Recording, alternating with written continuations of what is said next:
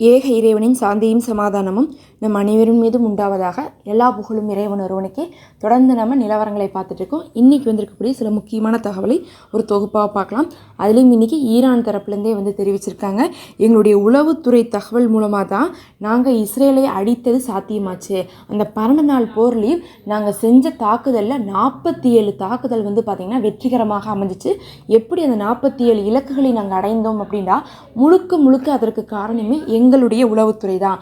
என்னமோ இஸ்ரேல் தான் உளவுத்துறையிலேயே ரொம்ப தேர்ச்சி பெற்றவங்கன்னு தங்களை காமிச்சு கொண்டு இருந்தாங்க. ஆனால் அவங்களவே உளவு பார்த்தது நாங்கள் தான் சொல்லிட்டு இன்றைக்கி ஈரான் என்ன பண்ணியிருக்காங்க சொல்லியிருக்காங்க. அதுலேயும் பார்த்திங்கன்னா மின் உற்பத்தி நிலையம், இன்னும் பார்த்திங்கன்னா எரிபொருள் நிலையம், முக்கியமான இடம், சயின்டிஸ்ட் லேபு, இந்த மாதிரி பெரிய பெரிய இடங்களை நாங்கள் குறி வச்சு தாக்கியிருக்கோம். 47 இடங்களை முழுசாகவே என்ன பண்ணியிருக்கோம், அதை ஹேக் பண்ணி அழிச்சிருக்கோம்னு சொல்லியிருக்காங்க. இதெல்லாம் இல்லாமல் அங்கே இருக்கக்கூடிய இஸ்ரேல்லையே இருக்கக்கூடிய முக்கியமான நபர்கள் யாரெல்லாம் பார்த்திங்கன்னா இந்த ஹையர் அஃபீஷியலாக இருக்காங்களோ அவங்கள ஹேக் பண்ணி அவங்களுடைய ஐஃபோனில் இருக்கக்கூடிய தகவலை கூட ஹேக் பண்ணி நாங்கள் வெளியிட்டோம்னு சொல்லிட்டு இன்றைக்கி வெளியிட்டிருக்காங்க. அதை கேட்டுட்டு இஸ்ரேல் உடனே என்ன பண்ணிட்டாங்க, அவங்க ஹேக் பண்ணது உண்மைதான், ஆனால் அது எங்களுடைய மெயின் ஃபோன் கிடையாது, அது எங்களுடைய ஆப்ஷனான ஃபோன் தான் அப்படிங்கிற மாதிரி இன்றைக்கி என்ன பண்ணியிருக்காங்கன்னா அவசரமாக இஸ்ரேல் சொல்லியிருக்காங்க. இத்தனை நாளாக இஸ்ரேல் அவங்க ஹேக் பண்ணதை பற்றி சொல்லவே இல்லை. சொல்லணுன்னா எந்த இடத்துல வேணால் சொல்லியிருக்கலாம் இஸ்ரேல், இப்படிலாம் அவங்க பண்ணாங்க, ஆனாலும் எங்களை அவங்க அணுக முடியல அப்படின்னு இருக்கலாம். ஆனால் இன்றைக்கி ஈரான் சொன்னதுக்கப்புறம் அது ஒன்றும் மெயின் ஃபோன் கிடையாது, அது ஒன்றும் மெயின் வெப்சைட் கிடையாது அப்படிங்கிற மாதிரி இன்றைக்கி என்ன பண்ணியிருக்காங்க, கதறியிருக்காங்க. ஆனால் பார்த்திங்கன்னா நடுவில் ஈரான் என்ன பண்ணியிருந்தாங்க, முக்கியமான தகவல்லாம் எடுத்து அவங்களுடைய ஃபோன் நம்பர் முதல் கொண்டு வெளியெடுத்துலாம் விட்டுருந்தாங்க. இத்தனையும் செஞ்சுட்டு அவங்க என்ன சொல்கிறாங்கன்னா, எங்களுடைய உளவுத்துறை இஸ்ரேலோட ஸ்ட்ராங்காக இருக்குது, எங்களை நீங்கள் என்ன பண்ணிடாதீங்க, உளவுத்துறையில் குறைந்து மதிப்பீடு போட்டுறாதீங்கன்னு சொல்லிட்டு இன்றைக்கி தெளிவாக ஈரான் சொல்லியிருக்காங்க. பல இலக்குகள் அழிக்கப்பட்டிருக்குது அப்படிங்கிறது இப்போது தான் வெளியே வந்துட்டுருக்கு. அன்னைக்கு பார்த்தாங்க ரேடார் சிஸ்டம் போன மாதம் என்ன சொன்னாங்க, ரேடார் சிஸ்டம்லாம் அழிக்கப்பட்டுச்சு அப்படிங்கக்கூடிய ஒரு தகவல் வந்துச்சு. சயின்டிஸ்டுடைய லேப் அழிக்கப்பட்டுச்சு அப்படிங்கக்கூடிய தகவல்லாம் வந்துச்சு. இப்போ பார்க்கும்போது பார்த்தா 47 இலக்குகள், அதில் மின் உற்பத்தி நிலையமெல்லாம் அழிக்கப்பட்டிருக்குது அப்படின்னு சொல்லியிருக்காங்க. இத்தனை நாளாக இஸ்ரேல் என்ன நினச்சிட்டு இருந்தாங்கன்னா, அதை கண்டுபிடிக்கவே மாட்டாங்க ஈரானு, அதனால் நம்ம சொல்ல வேண்டாம்னு சொல்லிட்டு நினச்சிட்டு இருந்தாங்க. ஆனால் ஈரான் என்ன பண்ணுறாங்க, சேட்டலைட் பிக்சர் வச்சு அதெல்லாம் கண்டுபிடிச்சி அதையும் என்ன பண்ணிட்டு இருக்காங்க, வெளியிட்டு இருக்காங்க. அடுத்து பார்த்திங்கன்னா இன்றைக்கி ஜப்பானில் நடந்த ஒரு நிகழ்வு. ஜப்பானில் ஹோட்டலில் இஸ்ரேலுடைய யூதர்கள் என்ன பண்ணியிருக்காங்க, புக் பண்ணியிருக்காங்க. அவங்க அங்கே நடக்கக்கூடிய ஏதோ ஒரு ஃபங்க்ஷன் சம்மந்தமாக போயிருக்காங்க.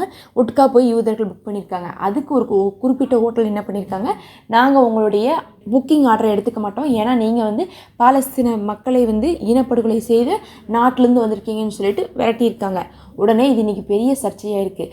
ஏற்கனவே இஸ்ரேலுக்கு பார்த்திங்கன்னா இஸ்ரேல் பிரதமர் வெளிநாட்டுக்கு போக முடியாது, போனால் கைது பண்ணிடுவாங்க அப்படிங்கக்கூடிய பயம் இருக்குது. அதுக்கப்புறம் இஸ்ரேல் மக்களுக்கு பார்த்திங்கன்னா முக்கியமாக இந்த போராட்டத்தில் பிரச்சனையில் ஈடுபட்டு இருந்தனால அதுலேயும் இந்த இஸ்ரேலுடைய சிப்பாய்கள்லாம் எந்த நாட்டுக்கு போனாலும் ஐசிசி என்ன பண்ணிட்டு இருக்காங்க, அவங்க பிடிவாரண்ட் கொடுத்துருக்கனால அவங்களே எந்த நாட்டுக்கு போக முடியாமல் இருக்குது. சரி, இவங்க எல்லாத்தையும் விட்டுறலாம், கடைசிக்கு நார்மலாக இருக்கக்கூடிய பொதுமக்கள் தானே வெளியே போகிறாங்கன்னு பார்த்தா அவங்களுக்குமே எங்கேயுமே மரியாதை இல்லை. அதே மாதிரி ஸ்போர்ட்ஸை சேர்ந்தவங்க போயிருக்காங்க, அவங்களையுமே பார்த்திங்கன்னா போட்டியில் கலந்து கொள்றதுக்கு பல நாடுகள் அனுமதிக்க மாட்டேங்கிறாங்கன்னு சொல்லிட்டு உடனே இன்றைக்கி இஸ்ரேல் கொந்தளிச்சு ஜப்பானில் இருக்கக்கூடிய தூதரகத்திட்ட பேசி உடனே அந்த ஹோட்டலுக்கு போங்க, இப்படிலாம் செய்யக்கூடாது, எங்களுக்கு அந்த ஹோட்டல்லையே தான் ரூம் புக் பண்ணி கொடுக்கணும்னு சொல்லிட்டு இன்றைக்கி அது ஒரு பெரிய பஞ்சாயத்தாக பண்ணி வச்சுருக்காங்க. ஜப்பான் அப்படிங்கிறது பார்த்திங்கன்னா எந்த விதத்துலேயும் காசாவுக்கு சப்போர்ட் பண்ணுறவங்களே கிடையாது. சொல்லப்போனால் சைனா கூட பண்ணுவாங்க. சைனாவும் ரஷ்யாவும் பார்த்திங்கன்னா ஈரானுக்காக சப்போர்ட் பண்ணுறதுனால அதே மாதிரி பாலஸ்தீன விஷயத்துலேயும் நல்லா சப்போர்ட் பண்ணுறாங்க. ஆனால் ஜப்பான்லாம் பார்த்திங்கன்னா இந்த போரில் பெருசாகவே பேரே அடிபடாது. இஸ்ரேலுக்கு சப்போர்ட் பண்ணிட்டு இருந்த ஆட்கள் தான் அவங்க. ஆனால் அவங்க நாட்டிலே இப்படிலாம் பண்ணுறது அப்படிங்கிறது பார்த்திங்கன்னா இஸ்ரேலுடைய மதிப்பு இந்த உலகத்தில் எந்த அளவுக்கு குறைந்திருக்குது அப்படிங்கிறதை காட்டுது. என்னதான் போரை நிறுத்தினாலும் சரி, ஐசிசியும் என்ன பண்ணலை, நெத்தனியாக குற்றவாளி இல்லை அப்படின்னு சொல்லிட்டு விடுதலை பண்ணல.